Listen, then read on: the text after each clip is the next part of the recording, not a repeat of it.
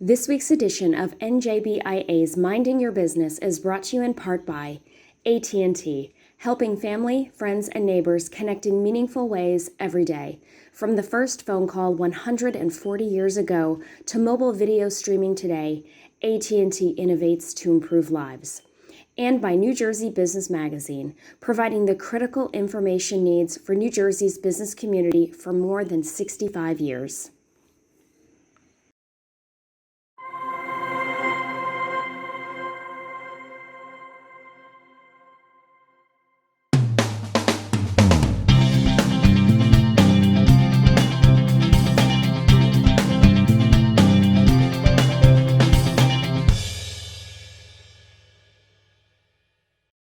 Welcome to NJBIA's Minding Your Business. I'm your host, Bob Considine.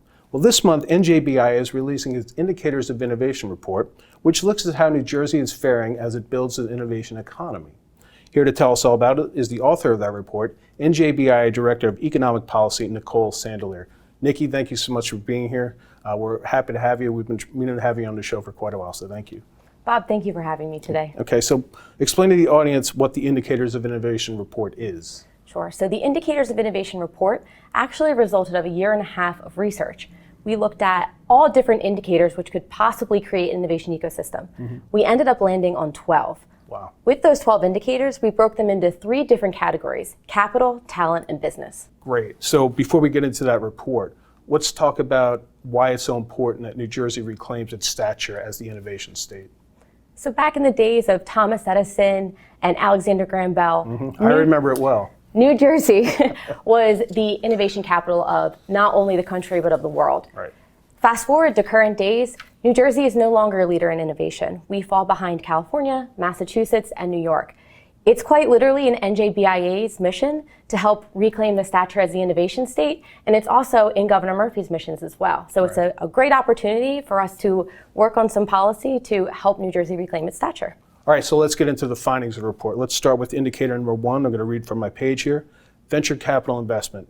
How is New Jersey faring against its regional states? Sure. So simply put, New Jersey is in the middle of the pack. There are 3 states that actually receive more venture capital investment than New Jersey, and that's Connecticut, Massachusetts, and New York. Right. So why is venture capital important? Is it for funding of these companies who want to start up in the innovation economy? So venture capitalists typically look to come in to invest in small startup companies that have the opportunity to expand and become large corporations. Okay, so middle of the pack for venture capital investment. Let's jump to indicator 3, which is R&D expenditures. This is a pretty big factor in building a successful innovation economy. Who's in the region faring well? So New York by far has the most investment in state R&D expenditures by any state in the region. Actually, when you add the numbers up, New York invests more than the other 6 states in our region at $450 million in 2018. And where's New Jersey?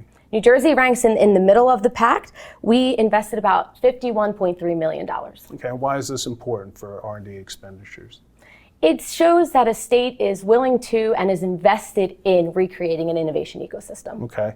I wanted to turn to indicator 4, which looks at the amount of award money that colleges and universities receive from the federal government.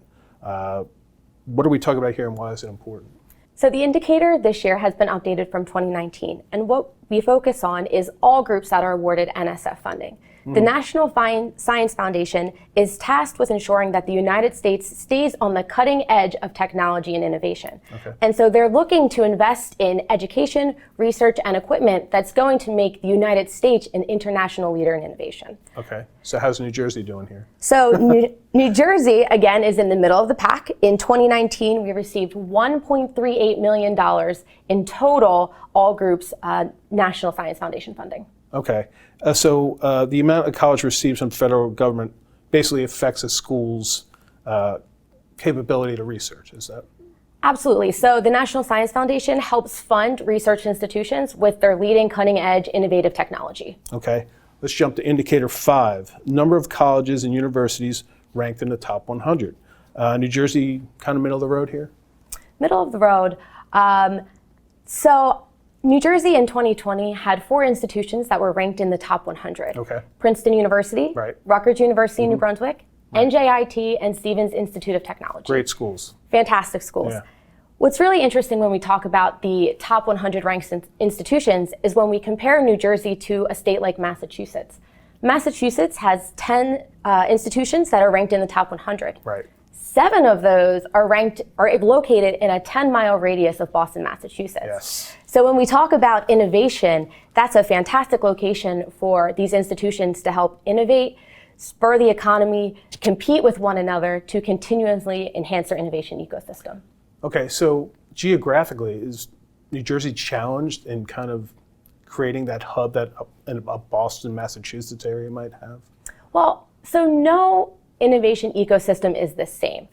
And while I wouldn't necessarily call it a challenge, it is something that we should look at when comparing ourselves to other states in the region. Right. New Jersey's institutions are probably within a 25 to 30-minute drive from one another, so competition can definitely happen, maybe just not as conveniently as we see it happening in Boston, Massachusetts. That's right. Who needs convenience?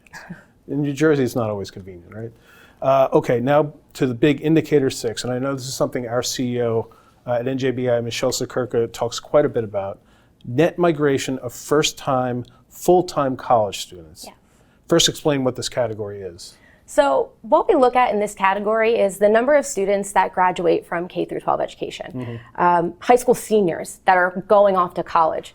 And we analyze how many students leave the state versus how many students come from out of state into New Jersey institutions. Okay, got it. And so how's New Jersey faring in this? Well, New Jersey has the largest net loss of first-time college students, not only in the region, Bob, but also in the nation. Wow, and so this is a big deal because New Jersey invests so much in its K through 12 education, and now we're losing those students theoretically if they're going away. We lose that investment. We lose that investment. So New Jersey has some of the highest property taxes in the nation, and our property taxes directly go to funding our K through 12 education system to the tune of about $20,000 per pupil per year. Right. So when we see 28,000 students, a net loss of that amount of students, that results in a negative return on investment for the state of New Jersey. Right. Okay, so indicator 6 is a big deal. I mean, all your categories are not, or indicators are not weighted in any way, correct? That's correct. So we at NJBIA don't want to determine what's the most important and what's the least important in all these indicators. We think every single one is even, and it's up to the leaders in our state to determine what we should focus on. Got it. Okay, so briefly looking at another indicator, indicator 7, New Jersey seems to be coming a little less than in the region in terms of percent of population with a graduate or professional degree. Where we stand here? So again, New Jersey's in the middle of the pack. 16% of our population has a graduate and or professional degree. Okay. Let's turn to a positive for New Jersey. Rate of new entrepreneurs, indicator 8. Yes, so this indicator captures all new businesses, whether they're incorporated or not incorporated, whether they have employees or they don't. So it really is looking at how many people are going out every day and trying to start a business in their respective state. This is the only indicator where New Jersey actually ranks first. Wow, out of the 12? Out of all 6 states in the region, and is the only one of the 12 indicators where New Jersey ranks the best. Wow, okay. What does that say? I mean, you know, this is a challenging state, but the idea that, to me it says, and tell me if I'm incorrect, that people are willing to try. Yes. Okay. Yes. Good, that's New Jersey spirit. Because we have limited time, let's jump to indicator 12, which is the regional business climate, which is always being challenged in New Jersey. Explain to our viewers what this indicator is saying. Sure. So this indicator is actually a report from the Tax Foundation that's released every year. Okay. It's an analysis of all 50 states and the business tax climate that exists in each of those states. Okay. What we found is not only this year, but every year for the last 10 years, New Jersey has ranked 49th or 50th in the entire country. Wow. That makes us both a regional outlier and a national outlier. Right. In 2020, New Jersey was ranked 50th in the nation. Wow. And what are the things that comprise the regional business climate? What are those separate indicators within the indicator? Sure. So there's a ton of them, but to name a few, you're talking about your corporate business taxes, your personal income taxes, your property taxes, minimum wage rates, and things like that. This is a big problem for New Jersey. We talk about regional business climate a lot. Yes. How can you make it a determination on how that impacts the innovation economy if our business climate isn't so great? Sure. So there are two different types of businesses when we're thinking about innovation. There's the small and medium-sized startup companies, and then there's the large corporations. Got it. Large corporations are imperative to creating or recreating an innovation ecosystem because those are the drivers of competition. And also, these companies have a lot of money and they're looking to invest in these startups, quite frankly, to help make their corporation more successful in the future. Okay, all right. So when we look at all 12 of the indicators of innovation, this report put out by Nicole Sandelier of NJBIA, collectively, how did you and your team score where New Jersey ranked, factoring all 12 in? Sure. So we took all 12 indicators and ranked each state on a scale of 1 to 7. Okay. The 1, although it may sound like the best, actually means it's the least competitive state in the region. Okay. Hence, the least amount of points you can get. Got it. If you're the most competitive state in the region, you can earn a score of 7. After we analyzed all of our states and our indicators, we then added up the total score. And so the higher innovation score you have, the more competitive you are in terms of an innovation ecosystem. Got it. So where did New Jersey fare? New Jersey fared, Bob, in the middle of the pack. Okay, middle of the pack. Yes, behind Massachusetts, New York, and Pennsylvania. So who was the closest competitor to New Jersey overall within after you totaled the 12 up?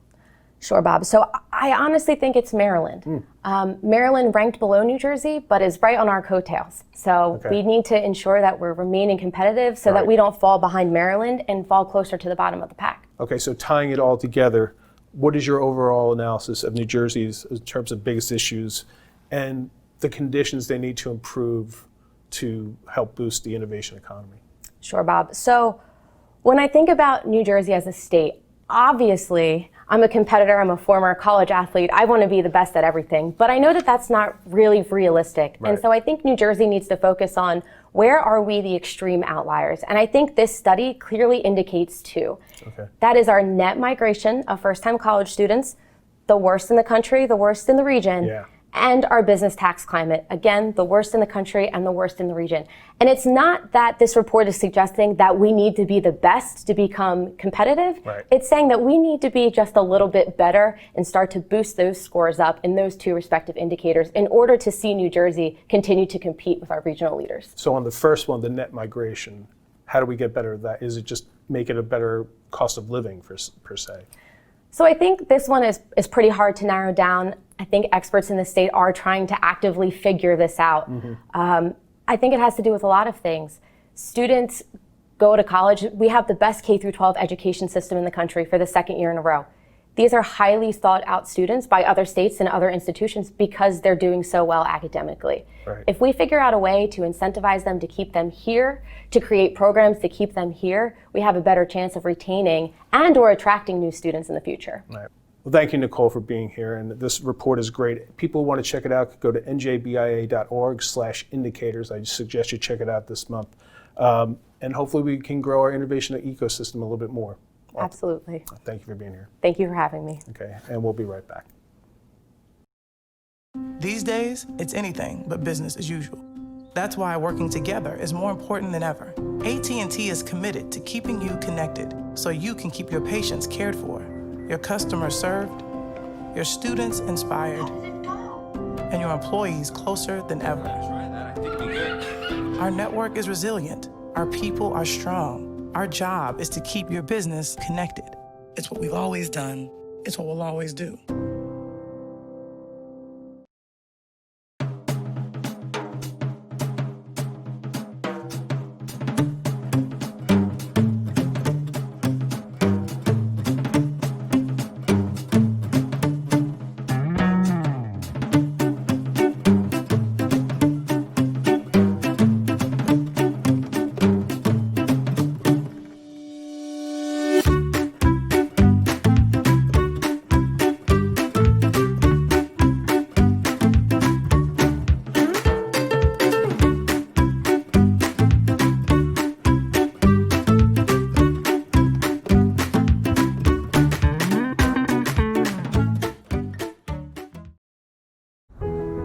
You're first.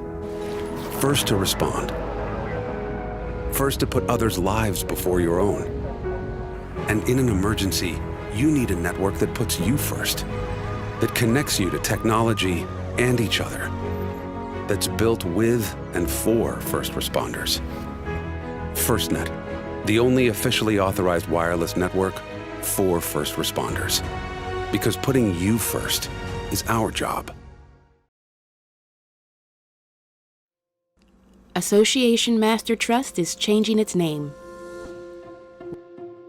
We're now Association Member Trust, because we're all about our members. Our health plans are designed to give members more options with better service at a lower cost. We've partnered with Horizon Blue Cross Blue Shield and Delta Dental to give our members access to some of New Jersey's and the nation's largest provider networks. We've put our profits into improving our plans. When possible, we even pay dividends. We help our members select the right coverage for their needs and help with any billing or claims issues. We are always there for our customers. So next time you're evaluating health plans, look for one where you can expect more. Look for Association Member Trust. More options, more health.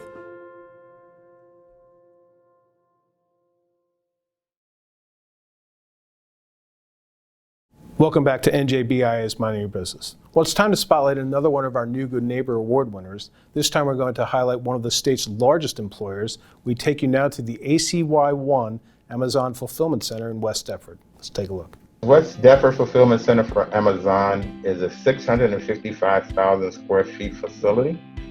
We have over 2,000 associates here at the site. We are a robotics fulfillment center.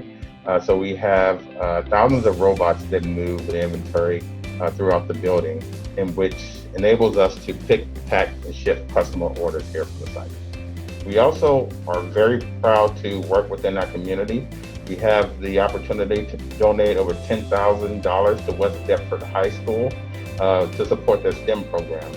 We also have been able to donate $100,000 to our community food bank in New Jersey to help with the COVID crisis. So it really makes us feel proud to be a member of the community when we can donate and help the people that supports us. The people at this organization, at this site, come to work every day with the vigor, knowing that what we do as a corporation will benefit our local community. Being a responsible community partner and a business, we look forward to the opportunities that we have to help the community in every way that we possibly can. This summer, Vinnie Civitillo and Kate Conroy of NJBIA's Other People's Business podcast spoke to a unique and accomplished voice. Rina Desai is Director of Financial Planning and Analysis at Panasonic North America, and now she's taken on a new role as Vice Chair of NJBIA's Diversity and Inclusion Council. Let's take a listen to see what they had to say. Tell us about the Diversity and Inclusion Council. Yeah, so, I love DE&I. I've always been passionate about it.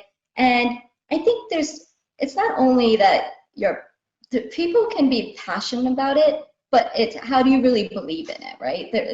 And how do you execute it, right? So I got really passionate about DE&I because there was, I'm Indian American. As a young growing up here back in the 80s, there wasn't much awareness on this. So I faced discrimination, I faced racism, right? And then my parents were immigrants, they faced it as well, right? They'd go apply to jobs in the 70s, have the door slammed in their face. And then the third one, which I noticed, why am I passionate about this? And, before even saying I'm passionate about DE&I, I really wanted to understand who I was. Why was I so passionate about this?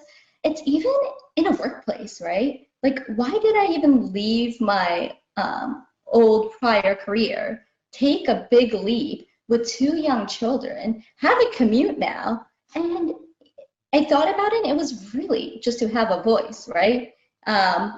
And I'm going to keep going. I could keep talking about this if you want me to. Okay. By all means, yeah. Why we had you on? Yeah, so what I kept thinking, and this stems back to how I got to know Kate and it will all come together, but just my story, and that's what I wanted to share. I trust you. Keep going. Okay.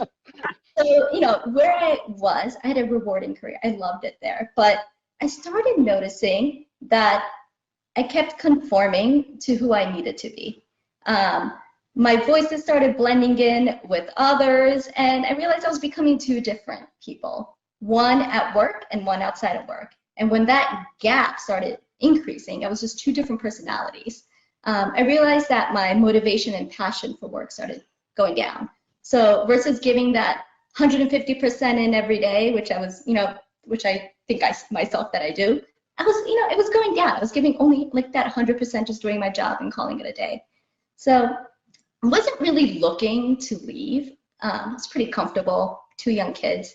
But then I got an opportunity on LinkedIn from Panasonic. And I'm like, hey, why not? Let me check it out. So I went on the interview, and instantly I connected with the leaders. Instantly I saw the culture, and instantly I saw that they'll accept diversity of thought. And I'll have a voice here. So no brainer. It's been a year, as you know, I accepted the role. And within 1 year, I was able to embrace my authentic self, use my voice, and my voice being accepted, grow and transform the finance group, and also be part of rebuilding the Women's Leadership Initiative out there. All just because I used my voice and it was accepted, and I felt that belonging, and someone was really out, folks who were leaders were actually open to hear that diversity of thought. And and that's what brings me back. Why am I passionate about this area? And this is the one thing that I learned about myself, is that what individuals are seeking are a place to belong, and how to get that feeling for them, right? And it does impact productivity. You give someone where they have an opportunity to use their voice. You give someone to say, hey, give me diversity of thought, bring someone to the table, and you give them that forum and they feel accepted, you will see productivity up the roof. You will see people giving their 150%. The second they don't start feeling that, you will see it start going down. It's like that one quote that they say, diversity is like being invited to a party, inclusion is being asked to the dance. So in my prior life, I was invited to the party, but in my current life, I'm now asked to the dance. So, so I'm really happy with my decision. It was a risk, I felt that it was a huge risk on my side with 2 kids and doing a big career move where I was in my personal life, but I am so happy I did it. And, how I got into D&I, right? It all started with a simple conversation. And Kate, I don't know if you all, you've been listening to her on the podcast. She's remarkable. She just lets you bring your innovation. She lets you bring your thoughts, and she has a magic of just making you feel like you're on top of the world. And through one lunch, through one email, through one phone conversation, and she ended up inviting me on to be the vice chair of the D&I Council. And with Tom, who you meet with Tom for a minute and he'll just make you laugh for hours, right? And I was very excited, and I accepted, and it was a great opportunity. And I feel that, through this forum, I want to help share that story of belonging, help share stories of other individuals. And, we have great ideas. We have great webinars planned for everyone where they can really have a call to action, takeaways, take this knowledge and really, help these other individuals, help them find their voices in their organizations, right? And really help them become who they really need to be. So that's my long answer to your one question. Actually, you answered the second question that I was going to ask, which was going to be like, what are your goals? How do you want to bring that voice to that? So, yeah. Yeah. That is fantastic. I have never heard that quote before. Diversity is being invited to the party and inclusion is being asked to dance. That is such a perfect way to encapsulate the feelings that go along with those words. I can't believe I've never heard them before. They're going to sit with me for a long time. I think I'm going to process that for a while because so perfectly said. Exactly. Yeah. When I read that, it really resonated with me right away. I'm like, that's exactly, what I felt at these different times in my life, and what is now making me who I am now, and why I'm passionate about this area, right? There's a whole different types of stories that kind of connect together, and then also how I can bring it back in a professional way too. So, at Panasonic, I'm rebuilding the Women's Connect, and it's to modernize it. So it's to modernize it so people have that safe space and have an area where they can use their voice to make an impact. And that's what we want to continue to encourage, all levels, all ages, all generations, and however they look, however they are in the organization. This is a question that I might normally save to like the very end of the podcast, and it could go to either one of you, just depending on who knows. How could somebody join? Say I'm sitting at home and I'm thinking, that sounds awesome, right on. How do I get involved in that?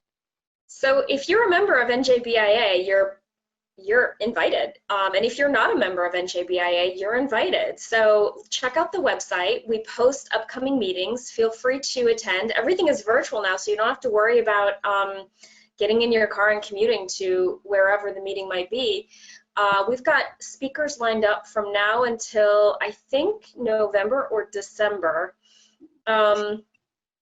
Yeah, in fact, the November speaker we're talking about is going to be on mental health and mental illness, because diversity and inclusion is inclusive of all of our differences. And we thought that as we head into the holidays, a speaker on that topic would be good. I mean, it's funny to say your family drives you crazy, but sometimes it's not funny. It's true. Yeah, pretty much, yeah. And it's very engaging. There is an opportunity where folks can, ask questions, share their thoughts on the webinars. So, it is very interactive too. It is. So when you say check out the website, njbia.org? That's right, njbia.org. Check out the events page and you'll see all the information that you could possibly need. There is a tab at the top that says Get Involved, and the councils are listed under that. But it's really just a descriptive paragraph. To get to the events, you need to go to the event page. So njbia.org/events. That would be it. Trying to make it easy on people. I want you to have more people coming to these diversity and inclusion council meetings. Yeah. Thank you. Thank you. We actually had a really good crowd. We had our very first one yesterday, I think. It feels like a week ago. Yeah. And we had a great crowd. It was really nice. All right. Thank you, Rina, Vinnie, and Kate. And thank you all for being here on NJBIA is Minding Your Business. We'll see you next time.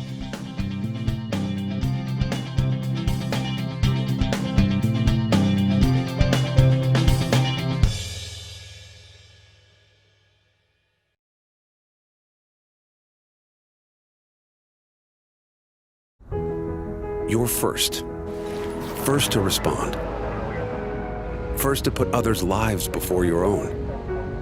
And in an emergency, you need a network that puts you first, that connects you to technology and each other, that's built with and for first responders. FirstNet, the only officially authorized wireless network for first responders. Because putting you first is our job. Association Master Trust is changing its name. We're now Association Member Trust, because we're all about our members. Our health plans are designed to give members more options with better service at a lower cost. We've partnered with Horizon Blue Cross Blue Shield and Delta Dental to give our members access to some of New Jersey's and the nation's largest provider networks. We've put our profits into improving our plans. When possible, we even pay dividends. We help our members select the right coverage for their needs and help with any billing or claims issues. We are always there for our customers. So next time you're evaluating health plans, look for one where you can expect more. Look for Association Member Trust. More options, more health.